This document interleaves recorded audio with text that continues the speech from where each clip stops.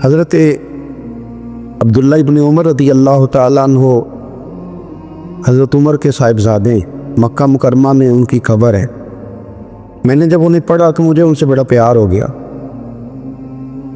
لیکن آپ کو پتہ ہے وہاں جا کے کسی شخص کا مزار تلاش کرنا یا پوچھنا ایک مشکل کام ہوتا ہے۔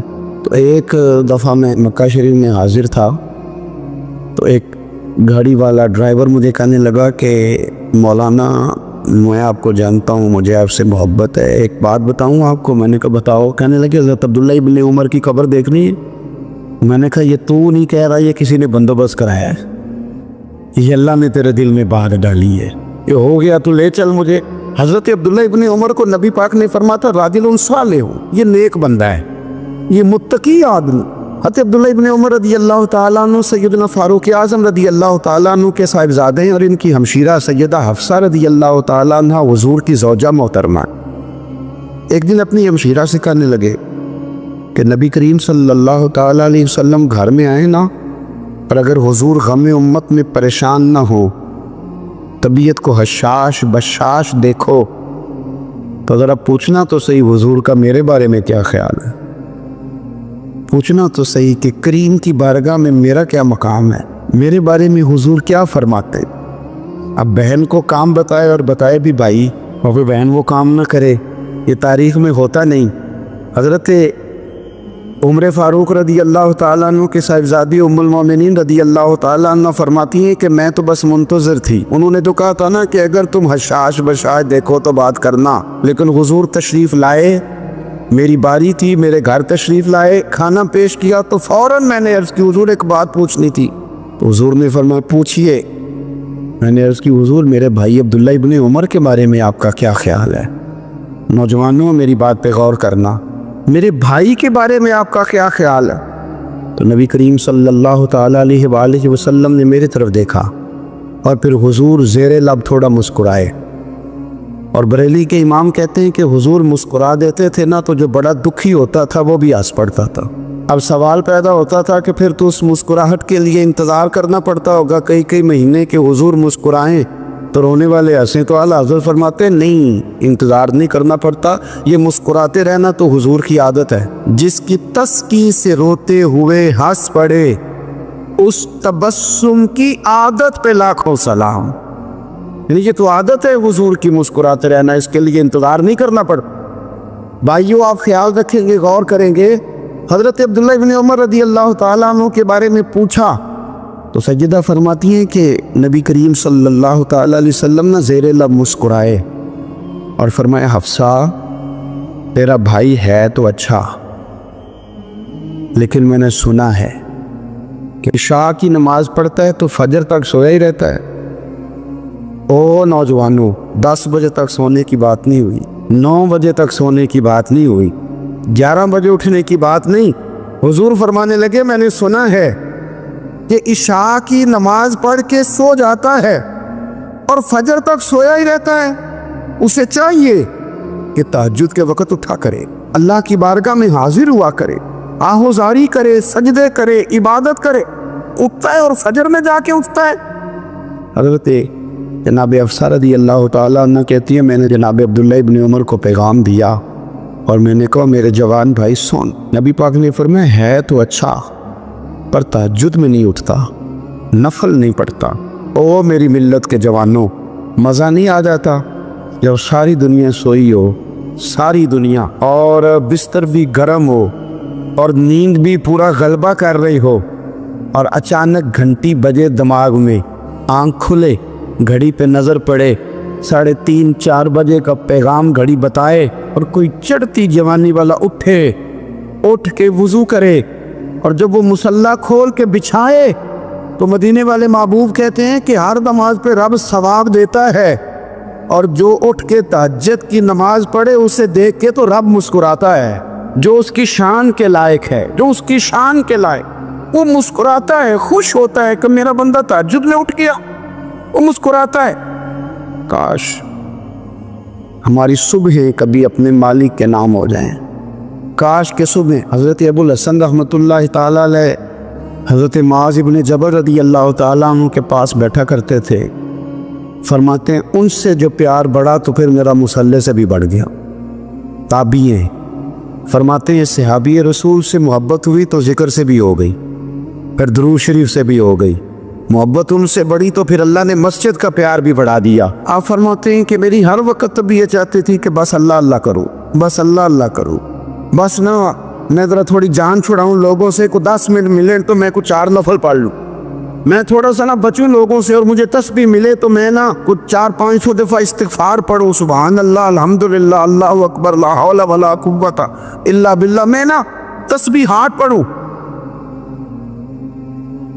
فرماتے ہیں کہ بچے تھے گھر میں 6-7، غربت تھی، کام ملتا کوئی نہیں تھا، اور میں کام چور نہیں تھا، کام ڈھونڈتا تھا، پر اللہ کی قدرت کے کام نہیں ملتا تھا۔ فرماتے ہیں کہ میں نے ایک دن اپنی اہلیہ سے کہا کہ آج میں پھر جاتا ہوں کام ڈھونڈنے، تو میری بیوی بڑی فرما بردار تھی، پر اس دن نا غربت کے ہاتھوں تنگ آ کے کہنے لگی آج نانا کوئی تو چیز لے کے آیا، تو مجھ سے بچوں کی بھوک نہیں دیکھی جاتی، یہ سب روگاں دا روگ محمد جس دا نام غریبی، کنڈ بلا کے لنگ جاندے نہیں دوست یار قریبی، تو آج میں کچھ لے کے آیا تو میں بچے لے کے چلی جاؤں گی۔ شیخ فرماتے ہیں کہ میں بڑا پریشان گھر سے نکلا، پر میں نے صبح سے لے کے زور تک کام ڈھونڈا، کام ملا کوئی نہیں، تو میرے دل میں خیال آیا چلو کام نہیں ملتا تو اللہ اللہ تو کرے نا، چلو بندوں کی مزدوری نہیں ملتی تو رب کریم کی عبادت ہی کرتے ہیں۔ فرماتے ہیں کہ میں نے نا فرات کے پانی سے وضو کیا، نہر کے، شدید دھوپ تھی، ساتھ ریت تھی اور ریت تپ رہی تھی، میں نے اپنا رومال وہیں مصلی کے طور پر بچھا لیا، اور فرماتے ہیں کہ زور سے لے کر عصر تک نماز پڑھی، دھوپ بھی پورے زور پہ، پر میرے سجدے کا ذوق بھی پورے زور پہ۔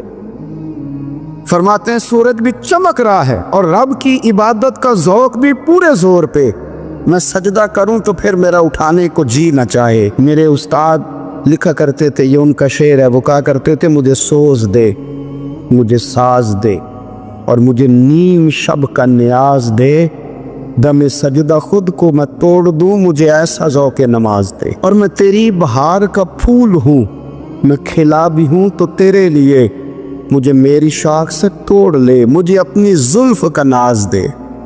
بھائی فرماتے ہیں کہ عصر تک میں نے نفل پڑھے، دل ڈھلنے لگا، عصر کی نماز پڑھی اور میں وہاں سے چلا۔ اب میں جب نکلنے لگا تو دل میں خیال آیا کہ چھوٹی چھوٹی دیواریں ہیں گھر کی، بغیر کچھ لیے جاؤں گا تو بیوی دور سے دیکھے گی تو شور کرے گی کہ پھر خالی ہاتھ آ گیا ہے۔ کہتے میں نے اپنی اسی رومال میں جس پہ میں نے نماز پڑھی تھی نا، رومال میں کی عقیدے پنجابی جسافہ، کہتے ہیں اسی میں نا میں نے کچھ ریت بھر لی کہ وہ دور سے دیکھے گی تو سمجھے گی کچھ لے کے آیا ہے، چلو جا کے اسے بتا دوں گا کہ آج پھر مزدوری نہیں ملی۔ کہتے ہیں وہ ریت لے کر جب میں گھر میں گیا تو پہلے بیوی دروازے پہ کھڑی ہوتی تھی، پوچھتی تھی خالی ہاتھ آ گئے ہو؟ آج میں نے دیکھا تو ہے ہی کوئی نہیں۔ فرماتے ہیں میں اندر داخل ہوا، سلام لیے، کونے میں نے وہ رومال رکھ دیا اور میں نے آواز دی کہ بھلی مانس کہاں ہو؟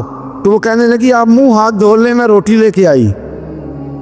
میں نے کہا روٹی کہاں سے آ گئی؟ یہاں تو کئی دنوں کے فاقے ہیں، تو کئی دنوں کی غربت ہے، یہاں تو اس گھر میں تو فقیری ہے۔ فرماتے ہیں کہ وہ روٹی لے کے آئی اور اس وقت کی جو موجودہ نعمتیں تھی، سمجھ لیں سلاد، اچار، ہر چیز ساتھ لائی۔ میں نے کہا کہ بچے کہاں گئے؟ کہنے لگی وہ کھانا کھا کے کھیلنے گئے، آپ کھانا کھا لیں آ جاتے۔ کھانا اس نے چن دیا۔ میں نے حیرت انگیز لہجے میں ساری نعمتیں اپنے دسترخوان پہ دیکھ کر کے بیوی سے پوچھا یہ کہاں سے آیا کھانا؟ بچوں کو تو نے کہاں سے کھانا کھلایا؟ یہ سارا کچھ کیسا ہے؟ کہنے لگی پتہ نہیں آج آپ کس کریم کی مزدوری کرنے چلے گئے تھے، پتہ نہیں کس کریم کی، میرے گھر میں تو اتنی نعمتیں آئی ہیں کہ مجھ سے سنبھالی نہیں جا رہی، اتنا اناج ہے، اتنا گندم ہے، کس کریم کے دروازے آج چلے گئے تھے؟ یہ کہتے کہتے وہ اٹھی اور اٹھ کر کے کہنے لگی پہلے بڑا کچھ آیا تھا، اب کیا لے آئے ہو؟ اور جا کر کے نا اس نے وہ ریت والا رومال کھولا، کہنے لگے میں تو لے کے آیا تھا ریت، تو میرے رب نے اسے بھی سونے اور ہیرے بنا دیا تھا۔ جب آپ کی توجہ اللہ کی جانب، میرے نبی پاک صلی اللہ تعالی علیہ وسلم نے فرمایا ہر چیز اپنے رب سے مانگ، ہر چیز مانگ، ہر چیز مانگ۔ یا رسول اللہ کیا کچھ؟ میرے محبوب نے فرمایا تیرے گھر میں نمک بھی ختم ہو جائے تو وہ بھی اپنے رب سے مانگا کر۔ تو مانگنا وہ تجھے دے گا، تو اس کی بارگاہ میں کشکول طلب دراز تو کرنا۔ اور ترمذی شریف میں عجیب لفظ ہیں، رسول کائنات نے فرمایا، رب کریم فرماتے ہیں جب میرا بندہ ہاتھ اٹھاتا ہے نا تو مجھے حیا آتی ہے کہ میں خالی کیسے لوٹا دوں اس کے۔ اتنے بڑے بادشاہ کی بارگاہ میں، او بھائی لوگوں سے عزتیں تلاش کرتے ہو تو وہ کیا تمہیں عزت دیں گے؟ وہ تو کل اچھا کہتے ہیں پرسوں برا کہنے لگ جاتے ہیں۔ لوگوں کے سامنے گڈ بک میں آنا چاہو گے تو وہ تو سویرے تمہارے بارے میں کچھ کہیں گے، شام کچھ اور کہیں۔ اپنی روحانی زندگی آباد کرے، اپنے مسلح کو وقت دے، اور دنیا سے چھپ کر اس موبائل کو بند کر کے اور اپنے آپ سے بھی چھپ کے اور تنہا ہو کے چھپا کے سارا کچھ اپنے آنسو اپنے رب کی بارگاہ میں پیش کریں، اس کے حضور حاضری دے۔ سنو نا ترمذی کی حدیث اور اسے یاد رکھنا، نبی پاک علیہ السلام نے فرمایا اپنے دکھ لوگوں کے سامنے نہ بیان کر دو، سیٹوں نوابوں کو نہ بتاتے پھرنا، دنیا داروں کے سامنے جا کے نہ رونا کہ میں تکلیف میں ہوں، فرمایا اگر دنیا داروں کو دکھ بتاؤ گے رب تمہیں کبھی غنی نہیں کرے گا۔ اور لوگ ہیں کہ الٹا مذاق اڑائیں گے آپ کی، جس سے بڑی پکی یاری ہے نا، پکی، وہ تب تک پکی ہے جب تک آپ نے 50,000 مانگا نہیں، اور جس وقت آپ نے کہہ دیا کہ میں مجبور ہوں میری مدد کر تو پھر ختم ہو گئی دوستی۔ لوگوں کی تعلقات آپ کے ساتھ تب تک ہیں جب تک آپ ان سے کوئی ضرورت وابستہ نہیں کرتے۔ کریم محبوب فرمانے لگے بندوں کے سامنے دکھ نہ بیان کرنا، اللہ تجھے کبھی غنی نہیں کرے گا۔ تو اپنے دکھ اپنے رب کو بتا، تو دعائیں مانگ، تو اس کی بارگاہ میں حاضر ہو، تو اس کے حضور عرض کر، فرمایا اپنے دکھ اپنے رب کو بتا، وہ جلدی کرے یا دیر سے کرے تجھے ساری دنیا سے بے نیاز کر دے گا، تجھے کسی کا محتاج نہیں رہنے دے گا۔ اپنے مسلح کو اپنی دعاؤں، ایک بزرگ فرماتے ہیں میں نے دعا مانگنے کا طریقہ اپنی بیوی سے سیکھا۔ دعا مانگنے کا طریقہ اپنی، سیکھنے والے تو اپنے بچوں سے بھی سیکھ لیتے ہیں، سیکھنے والے تو ہر ایک سے سیکھتے ہیں۔ وہ کہتے ہیں میں نے دعا مانگنے کا سلیقہ اپنی بیوی سے سیکھا ہے۔ حضرت وہ کس طرح؟ فرمانے لگے میری بیوی نے نا مجھے کوئی کام بتایا، کچھ پیسوں کی ضرورت کے لیے کہا، تو میں نے اسے کہا کہ بھئی ابھی میرے پاس نہیں ہے، کچھ دنوں میں آتے ہیں تو میں دے دوں گا۔ عورتوں کی عادت ہوتی ہے وہ بار بار یاد کراتی ہیں، 2-4 دنوں کے بعد پھر اس نے کہا حضرت وہ میں نے کہا تھا کچھ پیسے، میں نے اسے کہا کہ ابھی میرے پاس نہیں ہے، کچھ دنوں میں ملتے ہیں تو میں تمہیں دے دوں گا۔ اس نے کچھ دنوں کے بعد پھر کہا حضور وہ میں نے کچھ پیسے کہے تھے۔ فرماتے میں نے ڈانٹ دیا، میں نے کہا کہ کیا تو روز مجھے شرمندہ کرتی ہے، کہا نا میرے پاس نہیں ہے، ہوں گے تو دے دوں گا، تو روز یاد کراتی ہے۔ فرماتے اس نے پہلے تو میری ڈانٹ کو سہا، پھر میرے سخت جملوں نے اس کی آنکھوں میں آنسو پیدا کر دیے، پھر اس نے اپنے آنچل میں اپنے اس دکھ کو سمیٹا، اور پھر اس نے ایک جملہ کہا تو میں رو پڑا، اور مجھے اپنے رب سے مانگنے کا طریقہ آ گیا۔ مجھے کہنے لگی حضرت جی آپ نے ڈانٹ دیا میں نے سہ لیا، پر آپ ہی میرے شوہر ہیں، بتائیں نا آپ سے نہ کہوں تو میں کس سے جا کے کہوں۔ فرماتے ہیں میں رو پڑا، اور میں کھل کے رویا، اور میں تڑپ کے رویا، اور پھر میری سسکیاں بند گئیں۔ تو مجھے کہنے لگی آپ کو کیا ہوا؟ میں نے کہا مجھے بھی دعا مانگنی آ گئی ہے، جب میں اسے کہوں گا نا اللہ تو ہی میرا رب ہے، میں تجھ سے نہ کہوں تو میں کس سے جا کے کہوں؟ میں کیوں کسی بندے سے سوال کروں؟ میں کیوں کسی دنیا دار سے کہوں؟ میں تیرے بندوں کا، نیک بندوں کا وسیلہ لے کے، تیرے محبوب کی غلامی لے کے تیری بارگاہ میں آئیں، تجھ سے نہ مانگوں تو کس سے مانگوں؟ سمجھ آ گئی ہے، جب میں اس رنگ میں مانگوں گا تو میرا رب میرے اوپر بڑا ہی فضل فرمائے گا، وہ میرے اوپر بڑی رحمت کرے گا، وہ میرے لیے آسانیاں کرے۔ عزیز دوستو ہم اس طرح کرنے لگ گئے ہیں کہ ہم نے نا اپنے تعلقات پر اعتماد کرنا شروع کر دیا ہے۔ میرے تعلقات بہت ہیں، ہم نے اپنی دولت پر اعتماد کرنا شروع کر دیا ہے، میرے پاس دولت بہت ہے۔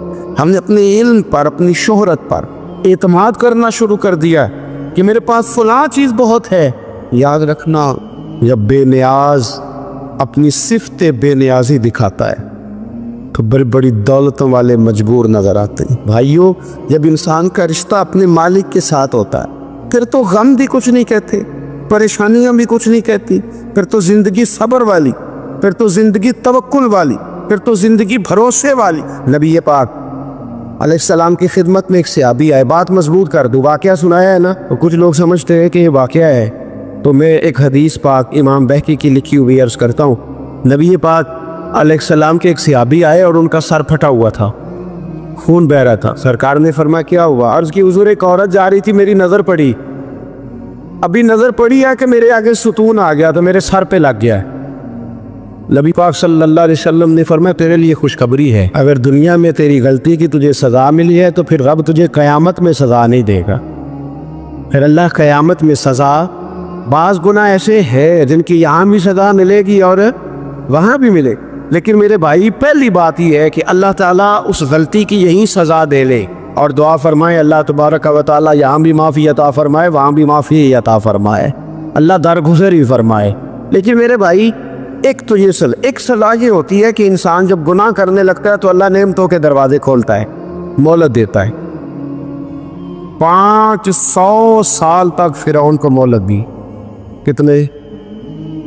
یہاں جو 5 سال حکومت کر لیتا ہے وہ کہتا ہے سب سے قابل میں ہی ہوں, مجھے مہلت جو ملی ہوئی ہے. 500 سال مہلت دی اللہ تعالیٰ نے. اور فرعون کی قوم پر پتہ عذاب کس طرح کے آئے تھے؟ ٹڈیاں مسلط کر دی اللہ نے. یہ گھومتی نہیں چھوٹی سی, ہم اپنی زبان میں اس کو کچھ لوگ مختلف ناموں سے یاد کرتے ہیں, کوئی مکڑی کہتا ہے, کوئی کچھ کہتا ہے. مسلط کر دی, جاتی نہیں. ان پر بنی اسرائیل کے ان مقابل جو فرعون کی قوم تھی ان پر الزام اس طرح کا عذاب آیا کہ مینڈک مسلط کر دی اللہ تعالیٰ. برتن کھولتے تھے اندر مینڈک نکلتا تھا, دنیا کی ہر دوائی استعمال کرتے تھے لیکن مینڈک نکل آتا تھا. تھوڑا سا سمجھا کرے چیزوں, ہمارے رنگ نہیں زیادہ گورے کہ ہم پر عذاب نہیں آتا. کوئی بہت زیادہ اللہ تعالیٰ معاف فرمائے دولت نہیں جمع کرا بیٹھے شاہی خزانے میں کہ ہم سے پوچھا نہیں جائے. یہ مہلت ہے, مہلت کو مہلت سمجھو. پھر جب پکڑ آتی ہے نا اللہ کریم کی, میں نے دیکھا ہے کروڑوں روپیہ, 6 اولادیں. ایک شخص کے بچے باہر سے آ رہے تھے, وہ بندہ بیمار تھا. مجھے کہنے لگا حضرت ہی دعا کریں میں ان کے آنے سے پہلے مر جاؤں ورنہ آ کے مجھے مار دیں گے. دعا کریں. اتنی بے سکونی, کروڑوں روپیہ پڑا تو یہ عذاب نہیں؟ کوئی ضروری ہے کہ پتھر برسیں گے تو سمجھ آئے گی؟ یہ جو سگا بیٹا بوڑھے باپ کے قریب سے گزر جاتا ہے, سلام نہیں لیتا تو اس کو عذاب نہیں سمجھتے؟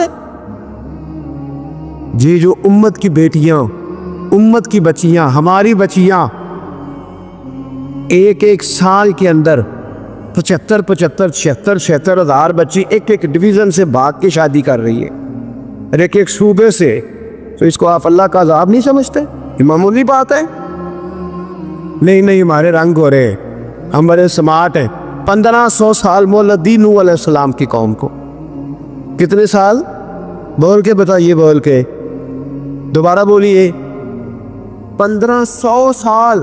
کوئی آدمی اپنی سمارٹنس پہ خوش نہ ہو جائے کہ 20 سال ہو گئے میں تو نافرمانی بھی کر رہا ہوں, روٹی بھی پک رہی ہے, میں تو حرام بھی کھا رہا ہوں, پھر بھی سب ٹھیک ہے. 1500 سال مہلت دی. پھر حضرت نوح کہنے لگے اللہ میں نے تو بڑا سمجھایا, نہیں باز آتے. پھر رب کریم نے فرمایا کشتی بناؤ. اللہ کے پیغمبر کشتی بنانے لگے تو قوم مذاق اڑانے لگ گئی. اب کیا کرنے لگے ہو؟ اب کشتی بنانے لگے ہو, خیر تو ہے, قوم مذاق اڑا رہی ہے. حضرت نوح علیہ السلام کا آپ نے کشتی بنائی, پانی کہاں سے نکلا؟ نہ بارشیں ہوئی نہ سیلاب آئے. ایک تندور تھا, اس کے اندر سے پانی نکلنا شروع ہو. کبھی تندور سے بھی پانی نکلا ہے, پر جب نکالنے والا چاہتا ہے تو وہاں سے بھی ایک تندور سے پانی نکلا. اتنا نکلا, اتنا نکلا, اتنا نکلا کہ قوم ساری ڈوب گئی. قرآن مجید کے صفحات شہادت دیں گے کہ حضرت نوح کی قوم کا بچہ بہ گیا. بچے صرف وہ تھے جو حضرت نوح کے ساتھ ہو گئے, تباہ ہو گئی. اللہ بے نیاز ہے, بے نیاز. 1500 سال مہلت ملے اور تو پھر بھی کہے رب بڑا کریم ہے معاف کر دے گا. 1500 سال تجھے گنجائش دے اور تو کہے کوئی نہیں, بات معافی ملنی چاہیے ابھی بھی. میرے بھائی حضرت صالح علیہ السلام کی قوم, حضرت صالح نے تبلیغ شروع کی تو کہنے لگے پہلے معجزہ دکھاؤ. جی آج تو نہ لوگ معجزے مانگتے ہیں, آج بھی لوگ کرامتیں اور معجزے, اللہ معاف کرے, جو چیزیں معجزہ تو ہو نہیں نہ سکتا, لیکن آج بھی لوگ, آپ یقین کریں, کہتے ہیں یہ بڑی نمازیں پڑھتا ہے تو پھر بخشا کیوں نہیں گیا, پھر کیوں نہیں منو سلوا کیوں نہیں اترا اس پر, پھر میں بھی اسی طرح ہی ہوں, کیا اس کے اندر خوبی آ گئی؟ مولوی بھی ویسے ہی ہے, سوری بھی ویسے ہی ہے. لوگ مان نہیں رہے, وہ دلیلیں مان نہیں رہے, ابھی بھی لوگ بحث نہیں کرتے. کیا فرق آ گیا؟ ابھی ویسے ہی ہیں سارے. اللہ تعالیٰ سے ڈرنا چاہیے. ہمیں سامنے والے کی طرف دیکھ کر صحیح ہونے کا حکم نہیں ہے, ہمیں اپنی اصلاح کا حکم ہے. اپنی طرف دیکھ کے اپنے آپ کو ٹھیک کرنے کا. الزام لگا کے گزر جانا اس کا کوئی مطلب سنو اور یاد رکھو. حضرت صالح علیہ السلام سے کہنے لگے پہلے معجزہ دکھائیں, تو حضرت صالح علیہ السلام نے فرمایا اونٹ کہاں سے پیدا ہوتے؟ کہاں اونٹنی کے بطن سے. فرمایا آؤ میں تمہیں پہاڑ کے اندر سے اونٹنی پیدا کر کے دکھاتا ہوں. کہاں سے؟ پہاڑ کے اندر سے. حضرت نوح ساتھ لے کے گئے تو پہاڑ کے اندر سے اونٹنی نکلی, اور اونٹنی بھی گابن تھی, اس کے پیٹ میں بچہ, اور اونٹنی اتنا دودھ دیتی تھی کہ ساری بستی دودھ پی جاتی تھی, پھر بھی دودھ بچ جایا کرتا تھا. لیکن حضرت نوح علیہ السلام نے فرمایا تم نے دیکھ تو لیا ہی اسے, یہ جتنا دودھ دے گی روٹی بھی اتنی کھائے گی. ایک دن تم سارے پانی پیو گے, ایک دن یہ سارا پانی پیا کرے گی. ایک دن تم سارے باقی جانوروں کو گھاس کھلاؤ گے, ایک دن یہ اونٹنی ہے. اونٹنی کا نام کیا؟ ناقۃ اللہ, اللہ کی اونٹنی. کس کی اونٹنی؟ نام کیا ہے؟ اللہ کی. یہ اللہ کی اونٹنی ہے. تو حضرت نوح علیہ السلام کی اونٹنی فرمایا اس کی بے ادبی نہ کرنا. باز نہیں آئے لوگ, باز نہیں آئے. کہنے لگا جی دودھ دینا تو ٹھیک ہے, پر یہ جو سارا پانی پی جاتی ہے نا یہ صحیح نہیں. یہ جو ساری گھاس کھا جاتی ہے یہ نہیں تھی. دودھ دینا تو ٹھیک ہے پر یہ نہیں صحیح. آپ نے فرمایا اسے کچھ نہ کہنا, اللہ کی اونٹنی ہے. میں کہا کرتا ہوں ان لوگوں نے ناقۃ اللہ کی بے ادبی کی. حضرت نوح علیہ السلام کی اونٹنی کی ٹانگیں کاٹ دی صالح علیہ السلام. اور دیکھو اللہ بڑا بے نیاز ہے, اگر پیدا کرنا جانتا ہے تو حفاظت کرنی نہیں جانتا. لیکن رب کریم نے فرمایا نہ کرنا. انہوں نے ان کے پیر کاٹ دیے, کانوں پہ چھریاں لگائیں. اونٹنی جب مر گئی, اونٹنی اللہ تبارک و تعالیٰ کی وہ اونٹنی جب مر گئی تو حضرت صالح علیہ السلام کی قوم پر رب کریم نے زلزلہ بھیجا. اذا زلزلت الارض زلزالہا, جب زلزلے آئے گے اور جب ان کا زلزلہ آنا ہے, زلزلہ آتا ہے نا, کیا کرتی ہے قوم؟ لا الہ الا اللہ, لا الہ لا الہ الا اللہ, کلمے جاری ہو جاتے. بلکہ ایک دفعہ ایسا بھی ہوا کہ مسجدوں میں اعلان ہونے لگے زلزلہ آ رہا ہے. جو فجر کے لیے نہیں اٹھے زلزلے کے لیے وہ بھی اٹھ گئے. جن کا دعویٰ ہے نا میری سویرے آنکھ نہیں کھلتی, ان کی لگی نہیں کتنے گھنٹے, بعد میں بھی نہیں لگی. ٹی وی پہ اعلان ہوتے رہے کوئی نہیں آ رہا, سو جاؤ چپ کر کے. لیکن آنکھ لگی. موت سے تو ڈرتا ہے, اللہ سے ڈرتا ہی نہیں. موت کا خوف ہے رب کا نہیں. زلزلہ آیا, ساری قوم تباہ ہو گئی. یہ بتاؤ اگر ناقۃ اللہ کی گستاخی ہو تو اللہ ناراض ہو جاتا ہے, اور اگر اولیاء اللہ کی ہو, اگر اولیاء اللہ کی ہو تو رب ناراض نہیں ہوتا.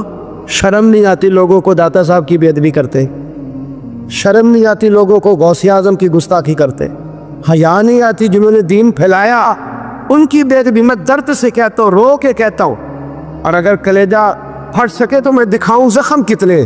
ایک حج کے موقع پر ایک بابا جی, اس سال 4,80,000 روپے کا پرائیویٹ حج تھا, اور بابا جی کی کیفیت کمزور تھی, بیچارے بیمار تھے. اس کے باوجود وہ گئے. بوڑھے آدمی, جا کے بیٹھیے, بزرگ, اور کتنی مشکل ہے وہاں منا, مزدلفہ, عرفات, طواف زیارت, کتنا مشکل کام ہے طواف زیارت کرنا, طواف وداع کرنا. کس کٹھن سے حج کیا, بڑھاپے میں پیسے بھی لگائے. اور جب وہ روضہ رسول پہ گئے صلی اللہ, اور انہوں نے جا کے نبی پاک صلی اللہ علیہ وسلم کے روضے کی طرف منہ کر کے درود شریف پڑھا تو ایک ملا نے اٹھ کے کہہ دیا تو مشرک ہے.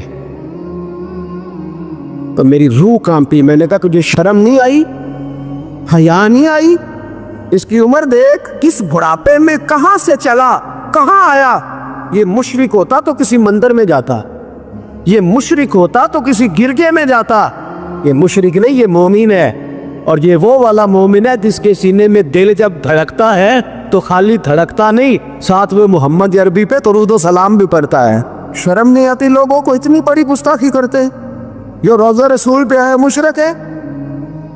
میں نے ایک مولوی کو صاف صاف کہا تھا, میں نے کہا اگر میں مشرک ہوں تو نکالو, مشرک کا داخلہ تو یہاں ویسے ہی منع ہے. شرم نہیں آتی, اپنی زبان کا ایک پاس کرو کچھ.